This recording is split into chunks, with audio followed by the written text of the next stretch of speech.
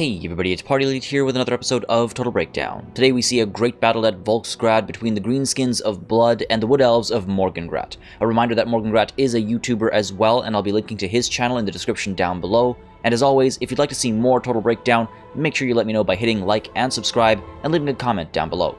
We begin, of course, with talk of composition and deployment, and I like that there are some unique picks in this battle, and the deployment, especially from the Wood Elves, is quite interesting. We have over here the Greenskins being led by Azag the Slaughterer up in the air, and he's brought with him an Arachnarok Queen, something we haven't seen in a very long time, at least myself personally. Up front you can see we've got some goblins to the left, some goblins to the right, and over here the 8-peak loonies stuck in the middle with them. Right behind them we've got these nasty skulkers over here, and some more over here, and then we've got the rusty errors right behind all of them. To the left over here, you can see we've got some Orc Biggins, and we've got some Orc Biggins to the right, as well as some Orc Biggins back over here. They're sort of protecting these two Doom Diver catapult units, while we have the Goblin Wolf Riders and the Mogreb's Mangy Marauders tucked away in the trees over here, already pushing forth, hoping to get some scouting done nice and early on this map. On the other side of the field, you can see we have the Wood Elves being led by a Glade Lord up in the air, and a very unique deployment.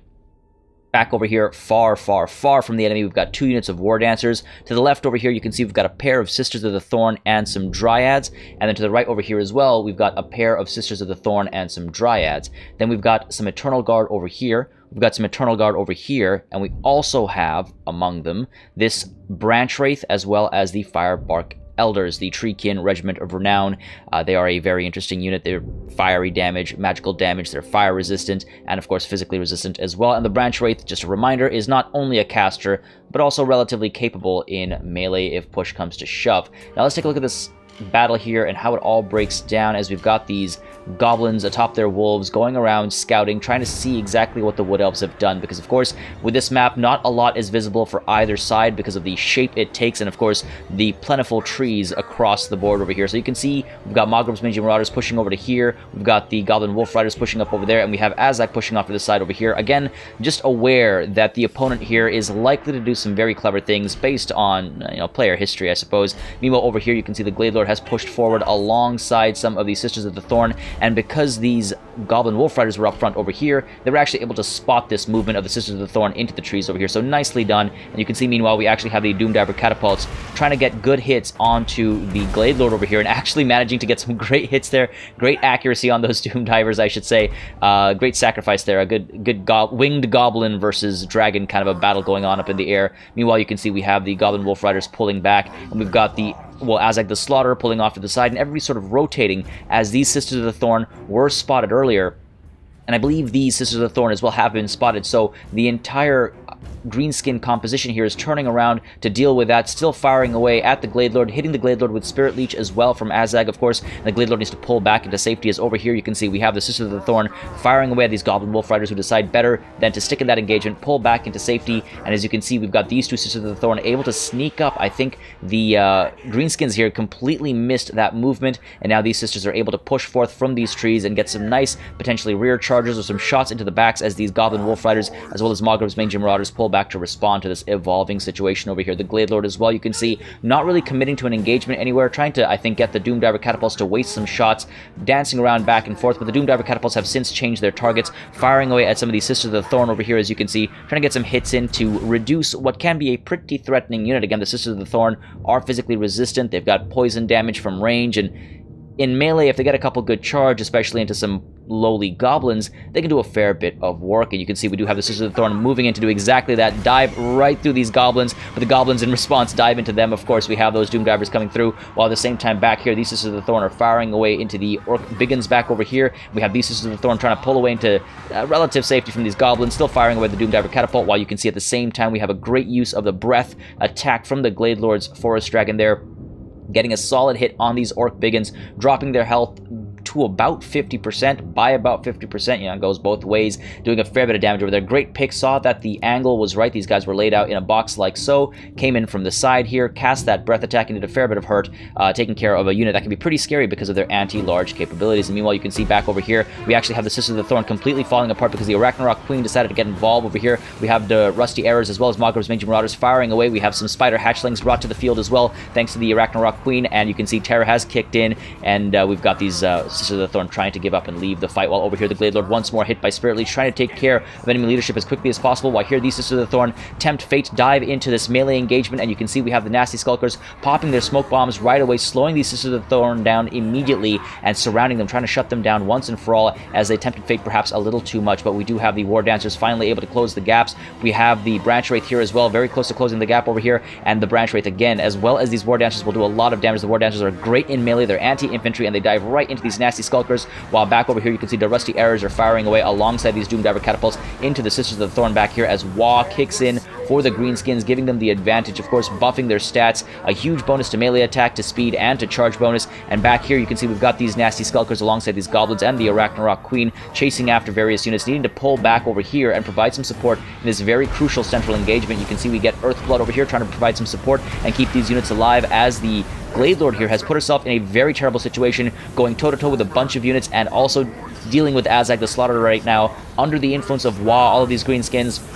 The Glade Lord is not going to have a good time, needs to get out of here, pulls off, tries to get into safety. Well, you can see we've got the War Dancers coming in for another rear charge over here. These Orc Biggins are not having a good time, but the Arachnarok Queen is trying to respond, pushing in towards this engagement to provide some assistance, as the Sisters of the Thorn come in with a rear charge of their own as well. But take a look at this, we get some Spider Hatchlings being popped up over here, trying to once again hold that Glade Lord in place, and the Glade Lord is using Shield of Thorns to try and cause more damage, get that missile resistance, and take to the air. As you can see right there, the Arachnarok Queen was hit by a wonderful Prey of Anathema, pinning it in place, but the Prey of Anathema, as much as it might pin the Arachnarok Queen in place, is still allowing that Arachnarok Queen to get some melee damage. And meanwhile, back here you can see we have the Doom Diver Catapult still firing away, still getting some work done, and the Glade Lord over here was, I think, trying to get a breath attack in there, but unfortunately made to rout over here by all of those range shots coming in from the Rusty Arrows and the Mogrov's Mangy Marauders. But you can see we've got these Eternal Guard coming in from the back, we've got these Dryads coming in as well, shutting down some of that range support, shutting down these Orc Biggins as well, while off to the side over here the Glade Lord does get some help with Earthblood from that Branch Wraith, trying to keep the Glade Lord alive, trying to keep leadership alive. And meanwhile over here Azag has found himself in a terrible situation. The Arachnarok Queen is doing a fair bit of work alongside her Spider Hatchlings, but Azag the Slaughterer, surrounded by the Branch Wraith, the Firebark Elders and all, has to give up and leave the fight here, routing right now, trying to take to the air, just able to do so barely. Mogrov's Mangy Marauders meanwhile pulling off to safety as they fire into the Sisters of the Thorn here, who are very low on health, and the Doom Diver Catapults continue to fire away, as you can see, at the Glade Lord, hoping to finish that leadership off, if not at least drive it off the field. Meanwhile back here you can see we have the Rusty Arrows completely giving up on the fight as they got shut down. We've got these War Dancers able to close the gap, shutting down these nasty Skulkers as well. They do not stand a chance. And back here you can see Azag as well, needing to be relatively careful as to which engagements he decides to dive into. Pops Foe Seeker, wants to maybe assist some of these Goblins over here, maybe wants to bring in some magical support. You can see over here we actually get the Curse of Honor here once more, holding these Orc Biggins in place, reducing their melee capabilities, hoping to come out on top over there, but the Arachnarok Queen comes in to respond, also under the influence of the Curse of Anrair, but hoping to just eliminate these Dryads as quickly as possible. As back over here you can see Azag the Slaughterer is, well, getting some engagements in and pulling off into safety, not really wanting to stay engaged against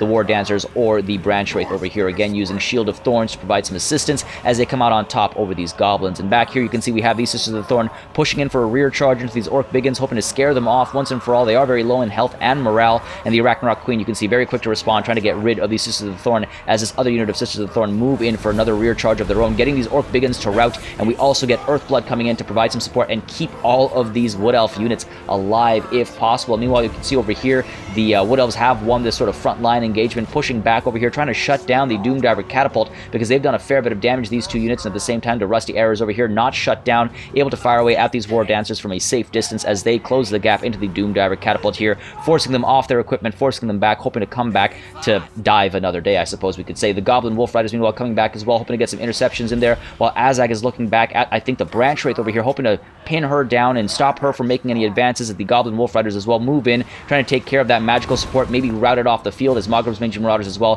provide some range support down here. You can see the Rusty Arrow is actually doing a fair bit of work over here onto the War Dancers, both units over here, as they try to charge through, or rather manage to charge through the Doom Diver Catapults, but now they need to turn around and shut down the Rusty Arrows. While all the way back over here you can see the Arachnarok Queen has been getting a fair bit of work done. She's got 70 kills to her name, and these Spider Hatchlings as well, doing a good job typically in holding units in place, but at this point over here, just kind of staying still, not really doing much, and the Firebark Elders decide to dive in there and finish them off before they're able to actually disrupt anything. Back here you can see meanwhile Mogrov's Mangy Marauders, out of ammunition now, get tied down by the Sisters of the Thorn with some great charges in there.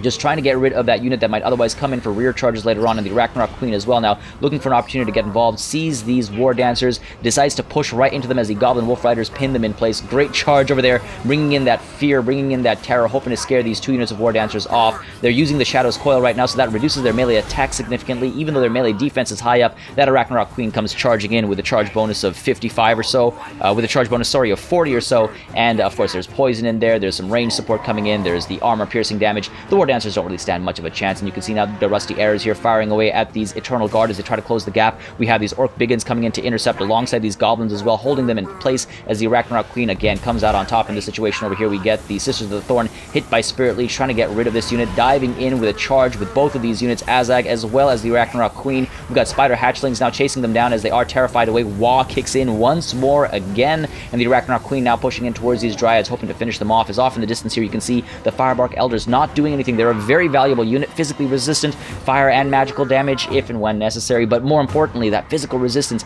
makes a big difference. If they were to push in and help finish off some Orc Biggins, or maybe finish off some of these, Goblins, or chase after the Rusty Arrows, they could make a very big difference. Off on the side over here as well, you can see these Dryads sort of caught out of position, not able to push in quickly enough. They are quite far away. Azag just barely hanging on to life. Over here you can see we've got the Eternal Guard giving up on the fight. The Goblins and the Orc Biggins managed to come out on top, and the Ragnarok Queen here chasing after these War Dancers alongside Azag, trying to drive them off the field. The only real threatening unit left from the Wood Elves, I think, as back here finally the Firebark Elder decide to get involved once again. They're pushing in to reinforce units that are already routing. We have these War Dancers trying to close the gap, but again, range shots come in from the Rusty Arrows, scaring these War Dancers back, and you can see the Firebark Elders, as cool as they look right now, pun entirely intended, don't really stand much of a chance.